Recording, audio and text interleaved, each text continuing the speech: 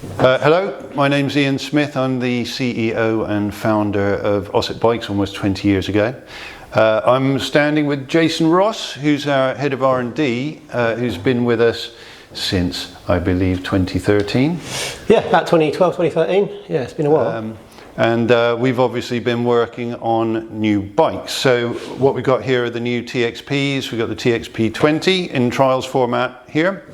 And in the background, if we can see, we've got the TXP-20 with its seat on, and TXP-24 in the trials format. So the purpose of this video is for myself and Jason just to walk through the bikes, talk about some of the features, talk about some of the benefits, talk about why these bikes are as good as they are. So we'll get cracking into the detail in a bit. Probably the first question, Jace, for you is, you've been with us for a long time, you've obviously worked on a lot of bikes. Do you want to just a little run through of what you worked on? Yeah, sure. Yeah, so I guess my background, did a bit of trials bicycles, bit of motorbikes, bit of sort of trail riding. That's kind of drawn me into OSET bikes. So yeah, since I've been here, we've done 12.5 sort of refresh, 16 refresh. I say refresh, they were new bikes. Did the 24 racing, previous model to that one. Worked on some 20 updates. We did the PR1, the petrol motor in it. And the MX-10. And the MX-10, yeah, and the 24. So yeah, it's quite a lot's happened in that time. And then obviously we've been working on these the last 4 and a bit years, say. So talking about the bikes a little bit, you know, like I say, we'll get onto specifics later, but this has been this 4-year process to get to this point. And really we've been in the kind of luxurious position, if you like, of being able to design bespoke parts really for the first time, far less off-the-shelf parts. Yeah, absolutely. So I mean, way back when we were a bit more constricted by what's available off the shelf. And these new bikes, you know, it's a bigger company, we could go to suppliers, work with suppliers and customise stuff. Yeah, I mean, it's worth saying the design goals on the bikes were really to design, firstly, 100% trials bikes, but have a seat unit that can be integral to the design. Yeah, I mean, we're a more advanced company than we were when we did the original 20 or the original 24. You know, the team's bigger, we've got more skills in-house, got more test equipment. So we've done I guess a more advanced job with all of it. You know, it's literally hundreds upon hundreds of hours have gone in for durability testing, performance testing, making modifications along the way.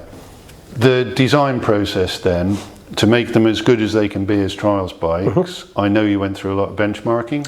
Yeah, so we picked out a bunch of the full-size petrol bikes, we measured all those, we took competitor bikes in more of a sort of the size-wise, did a lot of measurements of that, so the whole geometry is based off the bigger bikes. We've then obviously made some adjustments depending on the sort of suitable aged rider for the bike. So, you know, the 20 is obviously for 8 to 11 year olds. So we've scaled certain things in a certain way to make it more suitable for them. And I remember Ben, our main chassis guy, I remember him doing a bunch of anatomical study work to get, you know, the different limb lengths of children and so on. Yeah, so we looked at the certain percentiles for the inside leg measurements and stuff like that to make sure we're getting seat heights at the right height. Yeah, Ben led all of that pretty much to make sure the ergo for the bikes is right for the riders. Yeah, and I guess in terms of wheel size, the TXP-20 here is a competitive D-class bike in the UK. It's got a 14-inch rear motorcycle wheel. The 24-inch bike is a 17-inch rear wheel, which is the equivalent of a medium wheel youth bike. But even though they're designed as fully competitive bikes for those age groups, those classes, we have discovered that the 24-inch bike, for example, is enormously fun for adults as well. Because of the way the motor's been done, we've had the motor wound and the ability to freewheel, it just makes it a much more playful bike. So unlike the old ones, you can roll backwards, you can almost manual when you get to the balance point. It's just, yeah, it's much more fun to play on. Yeah. Oliver and Elliot, who we can cut to in video, say that these bikes are the easiest bikes to wheelie in the whole world. Even I can wheelie. And every bike has this keypad on top, so you can literally go from walking pace settings, low power to power that will satisfy sort of world championship level trials riders, in fact. Yeah, absolutely. Yeah, so I've had friends on these bikes with no motorbike skills before. You know, change the settings, they jump on it. Then someone that does ride enduro or something like that, they could jump on and have some fun as well. Yeah. So the seats. So yeah, the original scope was to design a trials bike with the best visibility, be an improvement upon the previous models, and at the same time incorporate a seat. So we have a common seat across the two bikes. It's actually a common seat, subframe and trim, and these are included in the box. So you get the trials variant and you get the Explore variant in the same tub. There's two different subframes to suit each. So to get the low seat height of this one, the trials one, there's that subframe. Then to build it back up to this seat height, it's this subframe. And the whole process of changing from one to the other? I've seen how quick Chris can take a bike apart. So I'd say it's sub 5 minutes, but we can time him for that at some point. For a full-on expert, I'd say sub 5 minutes, less than 10 minutes for anybody. Yeah, and all the tools you need to do that, including the box. So yeah, anybody at home can do it.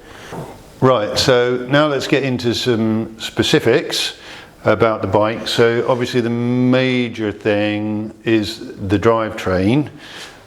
So what we had before in the old bikes were brush motors. And the motor in the 20-inch bike, the old 20-inch bike, we called a 1200 watt motor. On the old 24, it was a 1400 watt motor. It's always difficult to kind of decipher what the figures mean. But what we did know going in was that we wanted a brushless drive system. Do you want to just explain why that's the case? Yeah, so I mean, the outset was higher power, more efficient, lower heat build-up, all those good things. And the way to get there is, it's got to be brushed motor. So we've done that. It runs cooler. Not getting too much into detail, but the copper inside the motor is physically attached to the outside of the motor body. On the old brush motor, it was internal. So the new motors will run cooler just physically because of that. So yeah, you get cooler, more efficient. Yeah, you get more power. Yeah, more power for the sort of size of the motor, and they free roll much better. So something on the old bikes, you couldn't roll backwards very easy in the garage trying to move your bike around. It was a little bit of a faff. On these ones, they free roll backwards and forwards the same. But I mean, what I've found from Oliver Elliott riding myself is that actually the power is delivered in a much more intuitive. Yeah, I call it sort of predictable, I suppose. It's more intuitive, more predictable. So your throttle input, you sort of understand what's going to happen. The old bikes, due to the way the motor was done, it wasn't as predictable. So there was a sudden sort of surge of torque at low RPM, then it kind of flattened off. Whereas these are much more linear. So it's a lot easier. It's why they're so easy to wheelie, because it's so predictable. The new motors, they're 3-phase. And they've got an encoder on the back, so at any one point the controller knows exactly where the motor is. So when it's applying power, it's doing it knowing where the rotor is. So just to get one in your hand, Jace. So old motor out of the TXP-24 here. That's the new motor. It's actually shared in both bikes. Yeah, I mean size-wise they're not hugely different. It's a slightly bigger diameter on this one. Yeah. And the encoder sits on the back. And this tells you where the shaft is at any one point, so the controller knows what to do. And this one's actually lighter as well. It's quite a heavy old beastie. It's a fully custom motor for us. We've designed it. We spec'd how we wanted the internals done. We spec'd the encoder. It's another ground up thing. We couldn't find anything in the market that was available, so we've gone and done our own. And actually, the 24 has a lot of power, but it's the same motor, the same controller in the 20-inch bike as well. Yes, yeah, exactly that. So the 24 runs at its maximum power, and then the 24, based on a controller tune, is sort of derated. On the 20, yeah. Yes, on the 20, yeah. Yep. Only difference in the drivetrain is the batteries. So the battery on the 20 is a 20 amp hour, and the 24 is a 28 amp hour. So the real trick on a brushless system is the control, isn't it? Absolutely. The controller. So the old one, simple little controller for a brush motor. That's all you need. It's not doing very much work. It's just reading or delivering the right voltage through. Yeah, voltage and current. Yeah, absolutely. There's not much else it can do. I mean, it's intelligent for what it is, but it's limited by the system design. Whereas the new system design is much more interlinked. So everything's got a sensor on it, and everything else can read from each other. Mm-hmm. So the controller can, read the battery's temperature, or it can read the motor's temperature. as I said earlier, it knows exactly where the motor is at any one point, so it then can deliver power at the right point. So if the throttle's got an error because somehow it's got damaged, it can show you an error. If the encoder somehow has got damaged, again, it'll show you a different error. Mm-hmm. So it's a proper brain, you know, there's Absolutely. a lot of computational power in that. Okay. Yeah, I mean, again, we're talking about designing things, you know, to make the best system. Even the connectors on this, we couldn't find anything that was compact enough and IP rated. So that's the ingress protection level. So we wanted IP67. Mm-hmm. So these connectors are IP67 as well, but they were designed as well to, you know, satisfy the system's requirement. And a totally plug and play system, again, unlike the old system. Right, Jace, onto the battery then. Yep. So I've got the old battery that was shared in the old 20 and the 24 here. Yes. It was good, lithium battery, lithium cells in it. Yep. But you know, this one is a step up from that. Yeah, so the old battery ran 18650 cells. These run 21700 cells, which is just the latest technology in cell size, I suppose. It's the new standard, and just higher energy density for the bang for the buck, if you like. Yeah. So I mean, there are different ways of measuring the battery capacity, but you know, this is essentially a 20 amp hour battery. Yep.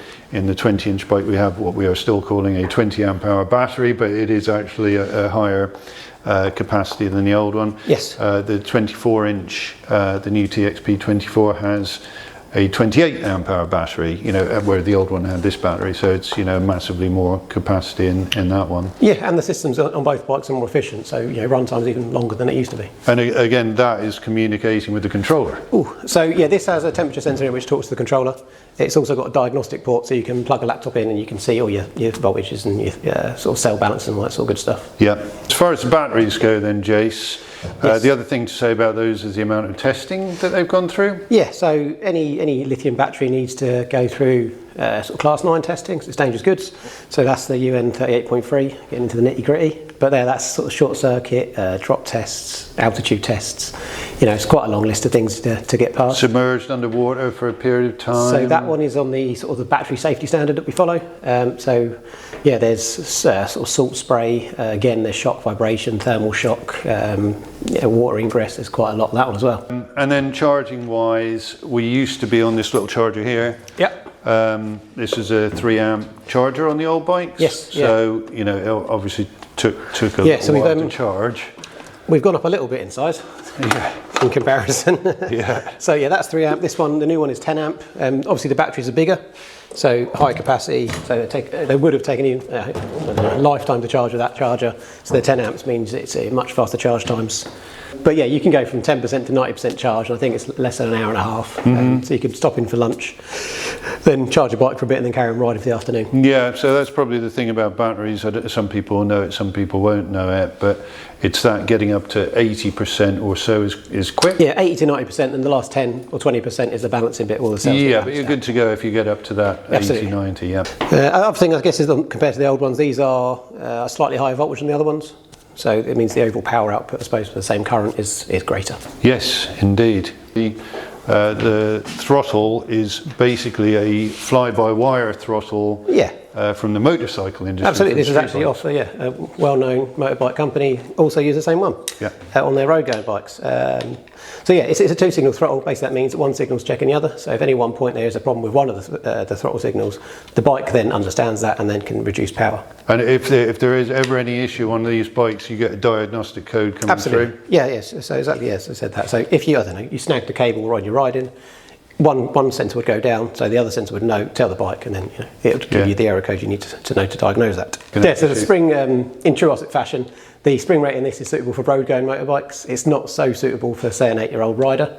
And such, we tuned the spring rate in this to make it a softer spring.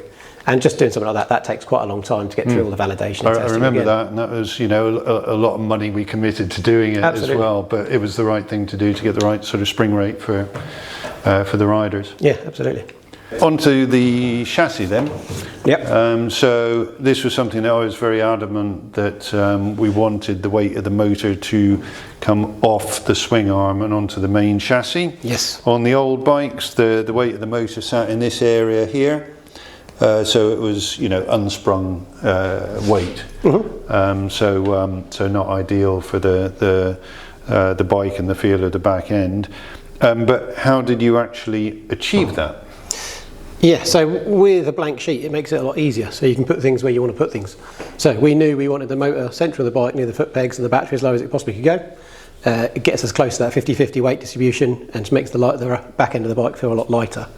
So there's obviously the weights come off the swing arm, so the swing arm is just hanging the wheel around, and that is a lot easier for the shock to deal with. And then bringing the battery forward and dropping it as low as we can do keeps the centre of gravity very low as well, which makes the bike just feel a lot more nimble. It feels lighter than it is, just really a lot more manoeuvrable than the old ones. Yeah, so I mean, I'd actually argue that the packaging on this is arguably better than you can achieve on a petrol bike, even just because petrol bike you've got fuel up here, you've got radiator up here, so in terms of getting the weight nice and central, which means the bike can kind of pivot around the centre. Yeah, exactly. You can flick this around on the front or rear wheel really easily. You'll see the kids doing that as well.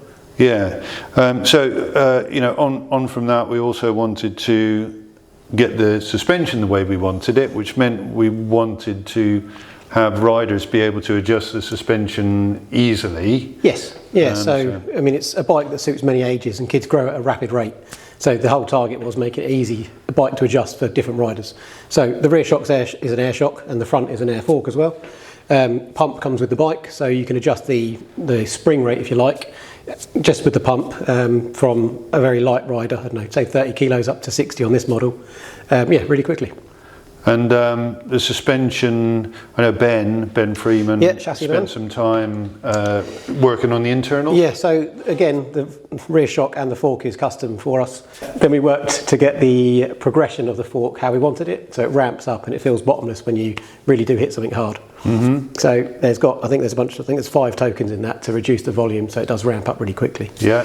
And then the same thing on the rear shock. Played around with different volumes for quite a while to get the progression curve how we wanted it. We also took data from the full-size bikes to look at their progression curves, and basically we've tried to mimic what you'd get on a full-size bike on something that's 60% the scale. And compared with the old bike, I would say on the 24 in particular, we were on 200mm front end travel. Yes. We've gone to 160. Yep. But what that means is that the whole response of the fork is much quicker, much more like a trials bike certainly should be. Exactly. Again, we've looked at the full size bikes and we scaled down from there. So you wouldn't get 200mm on a full size bike, so why would you want to put it on a bike that's 90% the size? Yeah. And it's horses for courses. You wouldn't have 200mm on a cross country bike, so it's what's suitable for the bike and what it's doing. Yeah, and that's true of the 20-inch as well. The suspension travel on each end is all scaled correctly to the exactly size that. of the bike. So it's 125 on the front of the 20, and 160 on the front of the 24. And that's all scaled down for what it should be. Yeah, and similarly the old bikes had spring rear shocks, so the beauty of these is, like you say, just quick pump. You know your settings, you can get the sag where you want it to be. Same on the 24. There's beefier forks on the 24, but same sort of thing. You could have one bike almost for sort of dad and lad. And just change the settings with the pump real quick. Yeah, and I believe the stanchions are actually thicker as well. So 24's gone up to 38s, these are 36s. Chunkier forks on the 24. Chunkier forks. Our philosophy really, as we design new bikes, is always the assumption that the kids are getting better, they're doing bigger stuff, we want the bikes to perform better, to be able to take more hits, to just be able to do more as a package. So when we were designing these, that was the philosophy. So, to take an example, it's probably good to start talking about the tyres. Yeah, sure. Yeah. So, again, blank sheet. We've decided to do our own tyres. I think I mentioned that earlier. So, these are the Class D. So 14-inch rear, which is roughly a 20-inch bicycle. So the early models, the sort of 20 Eco, or 20 as it was released many years ago, 2012, whatever it was, that was on 20-inch bicycle tyres. What we've got here on the rear is a 14-inch rim, motorcycle rim, laced onto motorcycle spokes and then onto a hub that we've designed. The spec of the tyres, as an example, we've got a few tyres down here. So I mentioned the 20 Eco, or the 20 as we released it way back when. So that's a 20-inch bicycle tyre from a trials push bike, I suppose, which was perfectly good at the time. But we then had bikes in the Nationals, which were running a different tyre. Yeah, it's off-the-shelf tyre. It's pretty hard, but it was much better than the bicycle tyres that were being used at the time. So we then released that race model, which used these. This is a rear tyre, but still a bicycle on the front. You know, over the years, we knew what we could do and what we could do better. So we've ended up developing this tyre, which is a much softer rubber. It's a lot more grippy, and it's to a more of a standard, you know, full-size motorcycle trials tyre. So you can run lower pressures, you get a bigger contact patch, you get more grip, all those things. Yeah, and again, we reference where we can the full-size bikes and work off those. And this tyre is exactly that. It's a mini-me of a bigger tyre. Same situation on the TXP-24. Yep, same. So yeah, new tyres and all front and rears on both these bikes. Yeah, and the front? The front is scale again from full-size bike, but to keep weight down on the front end, we've laced it to a sort of downhill bicycle rim, motorcycle spokes onto a downhill hub because it's a downhill fork. Yeah, so both tyres are running the same rubber compound, sort of secret recipe kind of stuff. But yeah, it does give us that edge on grip. Yeah. And the other thing to say on that really is that everything has a knock on to the design of the next thing if you're designing as a whole package. Absolutely. So, you know, we've got this tyre, more compliant with the ground, grips better, combined with more powerful motor. You're doing bigger stuff, harder stuff, so you know that knocks onto the rim, the spokes, etc. Yeah, exactly. Yeah. So it is a motorcycle rim. It's got rim lock in it, like a full-size bike does. Yeah. So, I mean, that philosophy kind of runs through from one bit of the bike to the next. Really, everything has to be compatible with everything else. There are no mismatches on the bike. And at the same time, even with all that, with the more power, the more grip, etc. Both our new bikes are still lighter than the old bikes. Yeah, exactly that. I mean, if you consider what we've added, so it's you know, we've upgraded the tyres, we've got, you know, full-length forks. The motor and controller on that is the same one on the 24, so the capability of the motor is huge.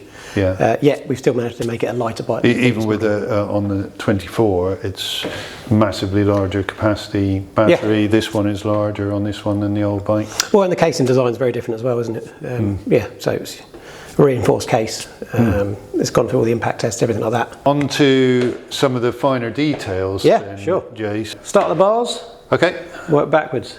So we've redone the kill switch. Added some sort of more IP rated sealing to it. The kill switch itself has a little home on the bike. So if you're not wrapping around the bar, there's a little press plate here. You can live there. The bar pad's new. So OSET moulded sort of rubber bar pad. Fully covers the stem and the handlebars. That's common across the two bikes. Moving down to, I don't know, foot pegs. Okay. Again, new. You'll sort of see OSET branding wherever we can put it. We've put it. So there's a little OSET logo on the foot pegs. I guess we've not mentioned the brakes, have we? So no. The rear rotor is again designed by OSET. It's in line with the FIM rules. Obviously, we don't have to comply on some of these bikes, but we've taken that mentality and applied it to these bikes. So the rear rotor is compliant with the FIM rules.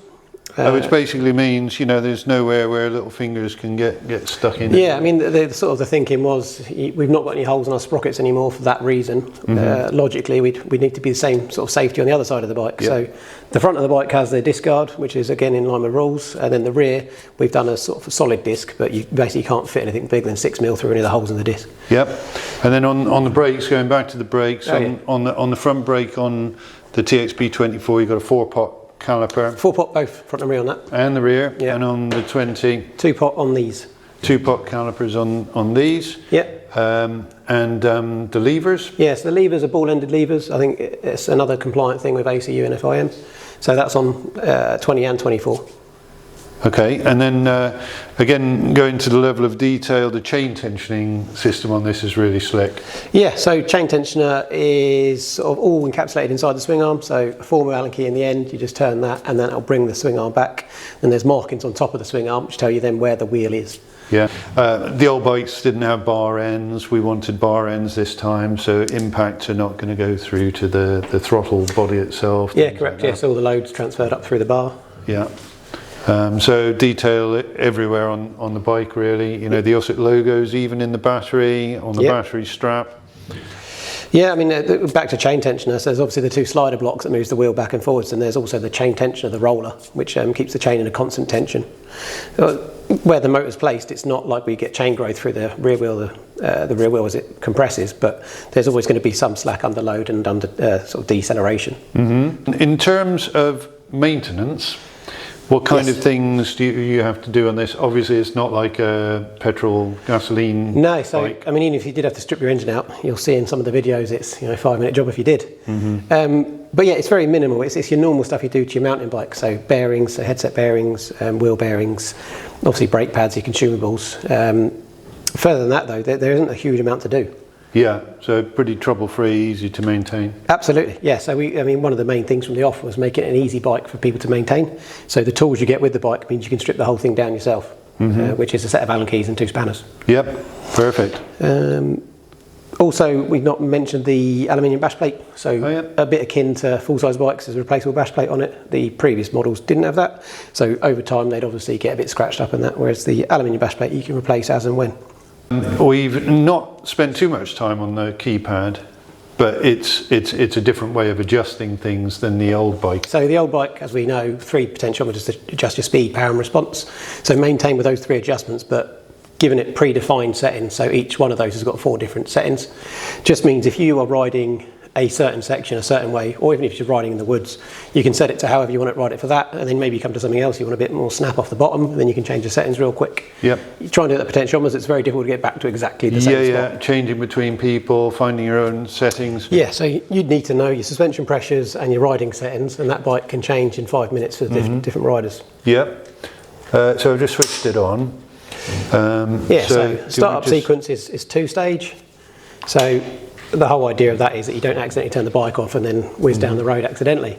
So yeah, kill switch on, then button on the keypad. From there you'll get the information that shows you your power setting, speed and response, and also your state of charge of the battery.